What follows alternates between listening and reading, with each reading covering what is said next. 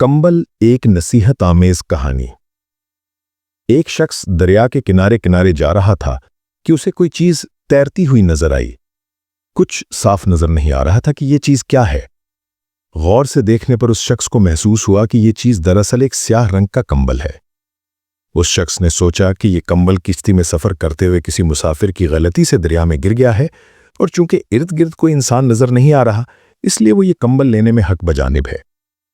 وہ ابھی سوچ ہی رہا تھا کہ اس کمبل کو کیسے حاصل کرے کہ اچانک کچھ دور اسے ایک آدمی آتا ہوا دکھائی دیا۔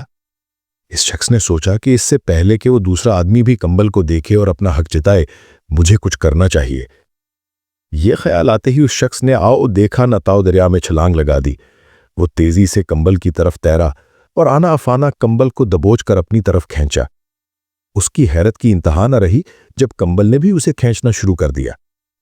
اس کھینچا تانی میں اس شخص پر یہ عقدہ کھلا کہ یہ کمبل در حقیقت ایک ریچھ ہے جو دریا کے بہاؤ کے ساتھ ساتھ بہتا جا رہا تھا۔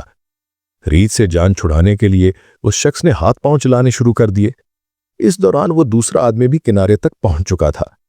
جب اس نے کمبل والے شخص کو ڈوبتے ابھرتے دیکھا تو چلا کر پوچھا، کیا تمہیں تیرنا آتا ہے؟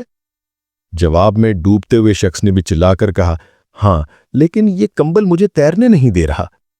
اس آدمی نے دوبارہ چلا کر کہا، اس کمبل کو چھوڑو اور کنارے کی طرف تیر کر اپنی جان بچاؤ۔ ڈوبنے والے نے بے بسی کے ساتھ کہا، میں تو کمبل کو چھوڑ رہا ہوں، کمبل مجھے نہیں چھوڑ رہا۔ ٹھیک اسی طرح آج ہم لوگ بھی دنیا کے دریا میں بہتے کمبلوں سے چمٹ گئے۔ جب ان کی حقیقت آشکار ہوئی تب تک کافی دیر ہو چکی تھی، کیونکہ ان کمبلوں نے اب ہم لوگوں کو دبوچ لیا ہے۔